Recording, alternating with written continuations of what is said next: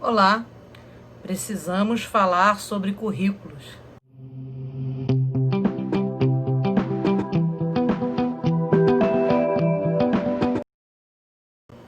Mas afinal, o que é currículo? Você sabe? Na sua escola se discute currículo? O que é o currículo? Bom, segundo Tomás Tadeu da Silva, currículo é lugar, espaço, território. Currículo também é relação de poder. Currículo é trajetória, viagem, percurso. Currículo é autobiografia. A nossa vida, currículo vitae. No currículo se forma a identidade, a nossa identidade. Currículo é texto. Currículo é discurso e é documento. Currículo é documento de identidade. Nossa, currículo é coisa beça, né? Pois é. Currículo vem do latim, curriculum, né? Origem e abrangência. Curso, percurso e até mesmo o ato de correr. Então, currículo vai incluir nesse significado, o ato de correr, o modo e a forma de fazê-lo. A pé, de carro, a cavalo e o local, cancha, pista, hipódromo. Então, currículo tem a ver com o percurso, mas não só apenas com o percurso. Tem a ver também de onde você fez esse percurso, como você fez esse percurso, né? Como é que você cruzou esse caminho, como é que você caminhou nessa trajetória, o que você leva nessa bagagem. Então, currículo é tudo isso. Não é só a caminhada, mas também tudo que você leva com você nessa caminhada. Percurso efetuado até o término da execução do ato. Há todo um complexo que se compreende no ato e tudo que ocorre durante a sua execução até o seu completar, né? Isso é da Traud. Então, na verdade, quando a gente pensa em currículo, as pessoas pensam em conteúdos. Currículo são os conteúdos da escola. Mas a gente precisa lembrar que a gente estudou lá em didática que conteúdo de escola não é apenas o conceito, os conceitos, aquilo que a gente ensina conceitualmente, né? Não é só o arme efetue, a multiplicação, ou o separe as sílabas, os adjetivos, os pronomes, os provérbios. Isso faz parte do currículo, mas isso não é currículo, né? Currículo envolve tudo isso, né? Não é só a bagagem, não é só o que você carrega, mas é também como você caminha. Então, faz parte do conteúdo escolar as atitudes, os procedimentos e os conceitos.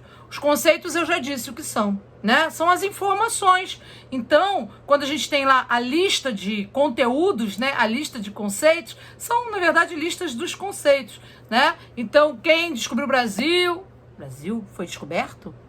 Já não morava gente aqui? Pois é. Currículo é um pouquinho mais complicado, né? Pois é. Mas temos lá expressões numéricas, adjetivos, enfim, tudo isso que entra no currículo, né? Das nossas disciplinas ou dos muitas disciplinas que a gente trabalha. Bom, mas também faz parte do currículo as atitudes e os procedimentos, né? Então, procedimentos, como nós aprendemos, a forma como nós aprendemos também é currículo. A forma como eu ensino, as estratégias também é uma decisão curricular, porque faz muita diferença a forma como eu ensino. Por exemplo, eu tenho um conteúdo, né? Conteúdo é classificação dos animais. Aves, répteis, mamíferos, peixes, né? Para que a gente estuda isso, né? Como é que eu ensino isso? Então, dependendo de como eu ensine isso, eu tenho uma perspectiva pedagógica ou outra. Por exemplo, eu tinha um livro de ciências na escola que tinha um capítulo chamado assim, O Homem Domina a Natureza. Quer dizer, estava implícito nesse currículo que o conhecimento era para permitir que o homem controlasse, dominasse, usufruísse, explorasse melhor a natureza. É completamente diferente o mesmo conteúdo. Eu posso trabalhar o mesmo conceito, né? Saber sobre a vida animal, ter conhecimento sobre a vida, sobre a fauna, sobre a flora. Para que eu tenho conhecimento sobre isso? Para dominar, para explorar ou para proteger? São objetivos diferentes, né? Mas Tudo isso é uma discussão curricular. Para que eu ensino isso? Então, eu ensino para explorar ou conheço, quer dizer, eu conheço para explorar ou eu conheço para proteger, né? Para melhor utilizar. Então, a forma como eu ensino, a forma como eu trabalho também é conteúdo. E a minha atitude diante desse conhecimento também vai ser conteúdo, né? Então, aquele professor que diz assim, não, eu só ensino, eu não educo. Não entendeu. Você ainda não entendeu, colega, qual é o seu papel. Nós somos profissionais da educação, né? Nós não informamos conceitos. Nós trabalhamos, né, na formação humana. É um pouquinho mais complexo. Por isso que nós temos leis de diretrizes e bases da educação e não do ensino. É por isso que nós somos profissionais da educação e não do ensino. Ensino é uma dimensão dentro da educação. Uma dimensão. É um aspecto da educação. Mas educação é um processo mais amplo. Então, nós somos profissionais da educação. Nós somos educadores. Nós educamos pessoas. Nós formamos pessoas. Essas pessoas pegam esse conhecimento que nós estamos oferecendo, né? E elas vão usar esse conhecimento para o bem ou para o mal, né? Então, você tem médicos que usam todo o conhecimento aprendido no curso de medicina para serem médicos sem fronteiras, para estarem aí na frente da pandemia, né, trabalhando nos piores lugares, nas piores condições para salvar vidas. Nós temos outros médicos que fazem a opção de pegar isso que estudaram em medicina e vão trabalhar numa clínica de aborto. É o mesmo conhecimento, essencialmente o mesmo conhecimento, mas a atitude é diferente. Então, nós trabalhamos, faz parte do conteúdo escolar, faz parte do currículo, né?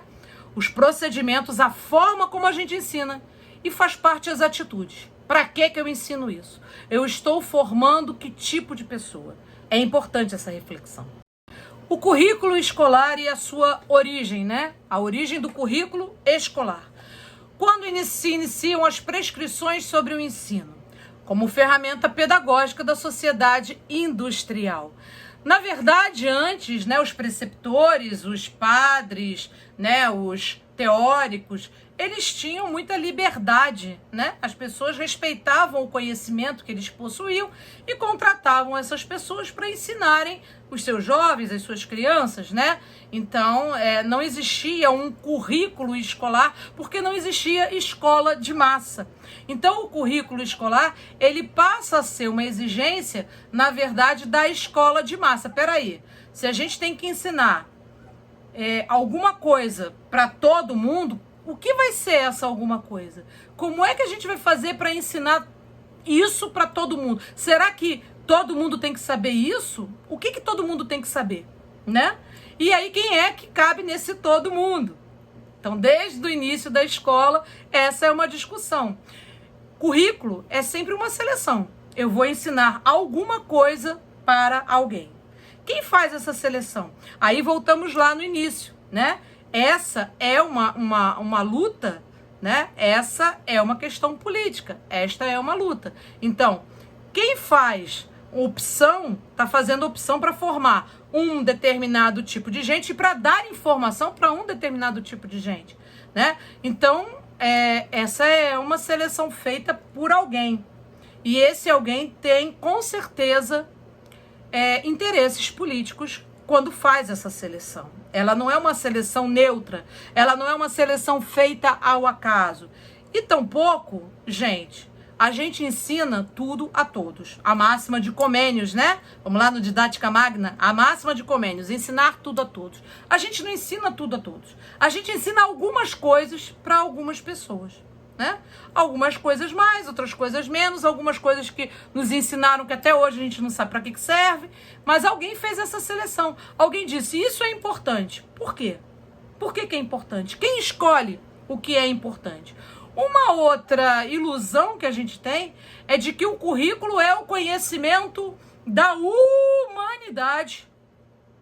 O conhecimento histórico historicamente produzido pela humanidade. Para, né, gente? Vamos ser mais humildes, vamos ser menos presunçoso. Tá muito longe da escola, essa e de qualquer tempo, tem ensinado os conhecimentos produzidos historicamente pela sociedade. Isso não existe, né? Até porque, se a gente pensar a história da humanidade, o Homo sapiens tem aí uns 3, diz a ciência, entre 200 e 300 mil anos, eles estão discutindo lá, eles ficam lá discutindo essas coisas. O Homo sapiens sapiens, o que sabe, ou seja, isso aqui mais ou menos parecido com a gente, tem aí por volta de uns 50 mil anos, né? Será que a gente sabe, será que a escola ensina mesmo o conhecimento produzido historicamente em 50 mil anos de história? Você acha que você aprendeu isso? Você acha que a gente está perto de entender o conhecimento produzido pela humanidade? Quem cabe na nossa humanidade, gente? O Paquistão cabe na sua humanidade? O Azerbaijão cabe na sua humanidade? O Haiti cabe na sua humanidade? O que você sabe sobre a história da Guiana francesa, inglesa? O mundo é grande.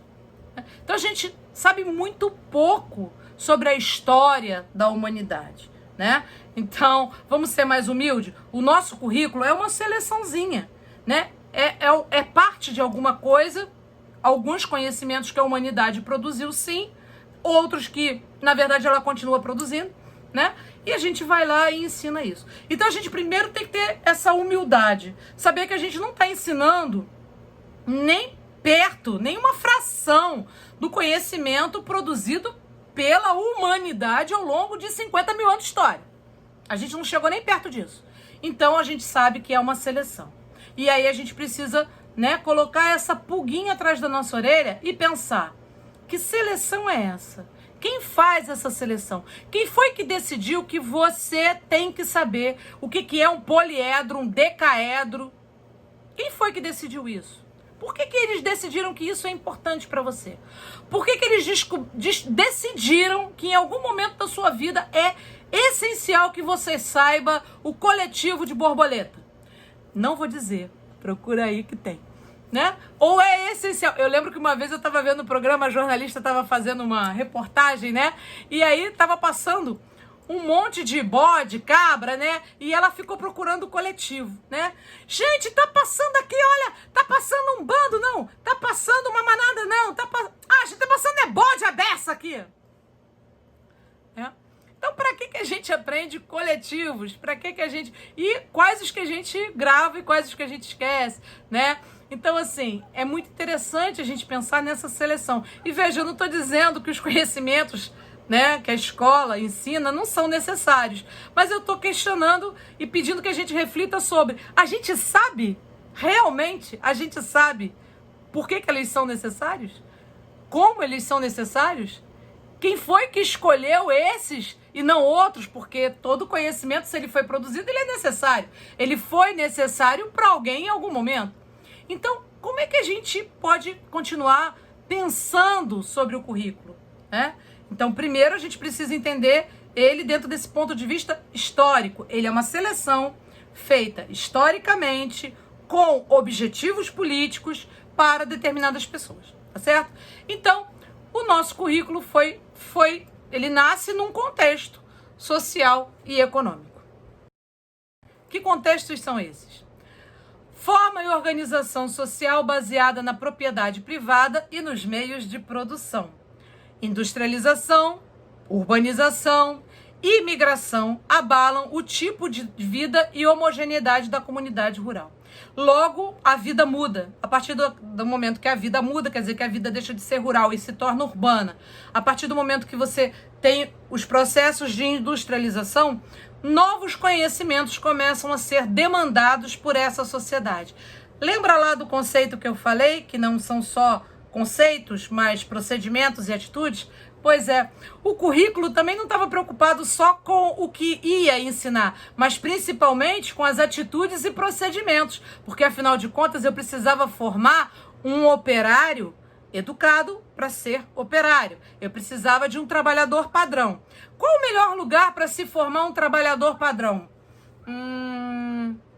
Já sei. Por que a gente não faz isso com ele desde a escola, né? A gente bota as crianças lá e já ensina ela a ser um operário padrão. Que ideia genial! E aí a gente tem um currículo que vai, de certa forma, ensinando a essas crianças a como se produzir esse operário padrão. Mas, Andréia, como assim operário padrão? É simples, a gente vai ensinar para a criança, desde pequena, que ela tem que obedecer. Obedecer às ordens, mesmo que as ordens pareçam estranhas, mesmo que não faça sentido, mesmo que aquele trabalho que ela esteja executando não faça nenhum sentido. Sabe por quê, gente? Não é natural para o ser humano fazer um trabalho que não faz sentido. Isso produz um mal-estar, isso produz uma ansiedade, uma angústia no ser humano. Né? Quando começou a era da industrialização na França, por exemplo, tiveram que criar uma lei contra a vagabundagem, porque as pessoas preferiam ficar jogadas pelas ruas vivendo de esmola do que trabalhar nas condições que eram impostas nas fábricas. E aí elas eram presas e sabe qual era o castigo? Jogavam as pessoas dentro de um poço e o poço ficava enchendo de água. Então a pessoa tinha que tirar a água do poço e jogar num buraco para não morrer afogada. Isso doutrinava aquele corpo e aquela mente para ser obrigado a fazer um trabalho. A princípio para salvar sua própria vida, mas para se acostumar com esse trabalho estafante, repetitivo, sem sentido, né, para trabalhar na fábrica. Ora, mas é muito mais fácil quando a gente pega a criança e já molda essa criança desde pequeno a se acostumar com isso, né? Então aqueles trabalhos infinitos de caligrafia, ai, minha mão cansou, palmatória, cansou nada, preguiça, vambora. E aí eu vou formando esse operário que eu preciso para essa nova sociedade, tá certo? Bom, necessidade de manutenção do status quo. Consolidar um projeto nacional comum para restaurar a homogeneidade em vias de desaparecimento. Bom, então eu precisava de um projeto para ensinar às crianças, filhos e filhas dos imigrantes, as crenças e valores dignos de serem adotados. Isso aí a gente já está falando de um outro, né? De um outro interesse curricular. Então, vejam, o currículo ele tem sempre objetivos. Ele nunca é neutro, ele nunca é uma escolha feita ao acaso.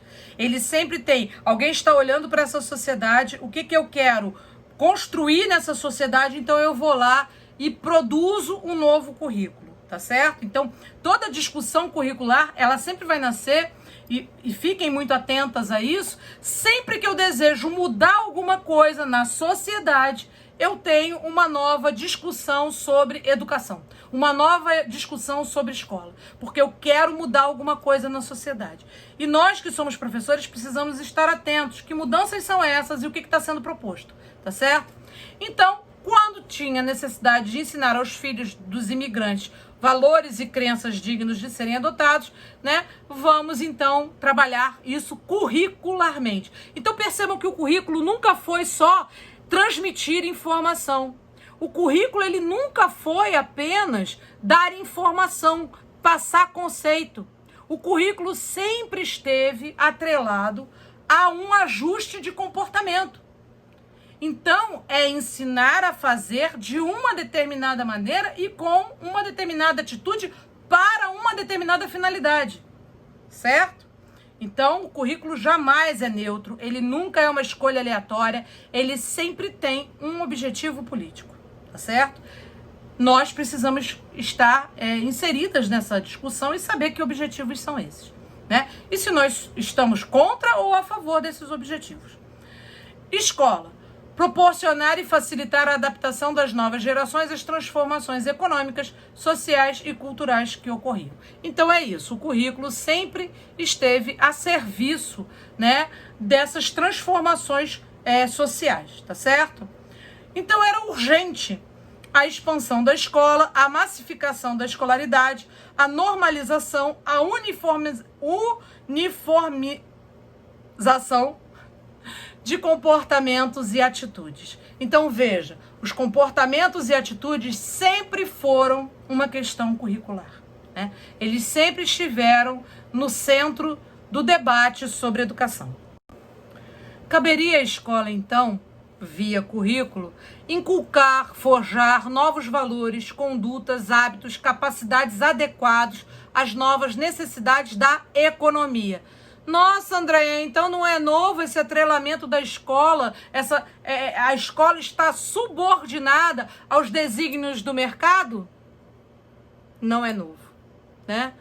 No mundo capitalista, na nossa estrutura social, a escola ela é um instrumento a serviço de determinadas concepções. E o mercado interfere demais, muito mais do que eu gostaria, né, no currículo da escola. Mas isso é assunto para mais para frente. Bom, então o currículo, nessa perspectiva, é um instrumento de controle social por excelência, né? Quer dizer, se eu quero controlar que tipo de cidadão eu estou formando, eu controlo a escola. E a escola, para ser controlada, ela necessariamente passa pelo controle curricular. Então, o currículo vai me dizer que tipo de pessoa, que tipo de sociedade, né? O que a gente está pensando, que projeto de nação nós temos, tá certo? Bom, concepção de sociedade. Valores e práticas derivadas do mundo industrial. Cooperação e especialização, meritocracia na trajetória escolar, né? Isso está bastante forte ainda hoje, voltou com muita força, porque na verdade nós tivemos um movimento tentando se desvincular desse modelo curricular, mas nós temos ele de volta com toda a força, né? A ideia da meritocracia. Foco, racionalização, sistematização e controle da educação escolar. Finalidade: planejar cientificamente as atividades pedagógicas e controlá-las visando metas, padrões, e é muito interessante o uso dessa palavra, né, o cientificamente, porque, veja, existem milhares de teorias cientificamente produzidas que apontam em direções exatamente opostas a essa. Mas aí eu uso a palavra, né, agora a alfabetização vai ser científica. Como assim? Sempre foi científica. Ninguém entrou na sala de aula e falou assim, eu acho que é assim. Não. Sempre teve estudo. Sempre teve projeto, sempre teve método, sempre teve metodologia, sempre teve discussão curricular sobre práticas e formas de se alfabetizar. Sempre teve produção curricular, sempre teve uma produção científica, né, sobre formas, sobre teorias de aprendizagem, né? Teorias de aprendizagem, aliás, é produção científica sobre educação, né? Então é muito interessante como a gente vai se apropriando de determinadas palavras para querer dizer que o que o outro faz não é ciência. É ciência, né? A ciência humana é ciência. A educação, ela não precisa, quer dizer, veja bem o que eu vou dizer, né? A educação é uma ciência que se apoia em muitas ciências, né? Na psicologia, na biologia, na filosofia, na sociologia. A educação, ela precisa de todas essas ciências, porque todas essas ciências têm o ser humano como objeto de estudo. Então, desculpa, mas a pedagogia, ela não fica mais ou menos científica, porque de repente ela vira neuropedagogia. Não é porque eu botei o neuro na frente que agora é ciência. Sempre foi ciência, né? A neurologia, os estudos da neurologia ou da neuropsicologia, eles contribuem, eles vão trazer mais um aspecto sobre o ser humano, mas não é o aspecto, a palavra final. É mais um elemento para a gente pensar. Então, se eu tenho informações ali da neuropsicopedagogia para contribuir com a minha formação, que bom, que bacana. Mas não é nem mais, nem menos do que a contribuição da sociologia, da filosofia, da psicologia, da antropologia, da linguística. É mais uma, né? Mas a gente acha que porque botou o neuro na frente, agora é sério, agora não é negócio de pedagogia, não. Agora é neuropsicopedagogia. Como se a pedagogia não fosse ciência, né? Então, as outras ciências, elas contribuem com a pedagogia, mas a pedagogia continua sendo ciência, né? Uma ciência que se constrói no diálogo, né, com todos esses campos do conhecimento que tem o sujeito, né, o ser humano, como seu objeto de estudo, né? Somos da área de ciências humanas e para mim, vocês já me viram falar em outro vídeo, né? Para mim, todas as ciências são humanas. Então, e aí nós temos, né, contribuições de todas as áreas. E devemos ouvir todas as áreas. Porque a nossa profissão, ela é feita através desse intercâmbio, desse diálogo, desse complexo de ciências, tá certo? Então, quando a gente fala assim, planejar cientificamente, a gente está dizendo que, na verdade, algumas ciências são mais ciências do que as outras. Isso não é verdade. Toda ciência é uma ciência. E vou dizer, a ciência que estuda o ser humano são as ciências mais complexas. Não dá nem para a gente botar ponto final, né? Quem estuda a pedra de quartzo pode até botar um ponto final, porque o quartzo, em 1000 anos, ele vai continuar sendo quartzo. O ser humano, em 1 ano, ele já mudou, né? Então, o nosso objeto de estudo, ele é um objeto bastante complexo e ele precisa de todos esses conhecimentos, de todas essas áreas. Por isso que a gente fala tanto, né, da transdisciplinaridade, da interdisciplinaridade, porque nós precisamos de todas essas áreas para compreender o ser humano, tá certo? Na próxima aula, a gente vai falar sobre as teorias tradicionais de currículo. Isso aqui foi só uma introdução, tá bom? Até a próxima!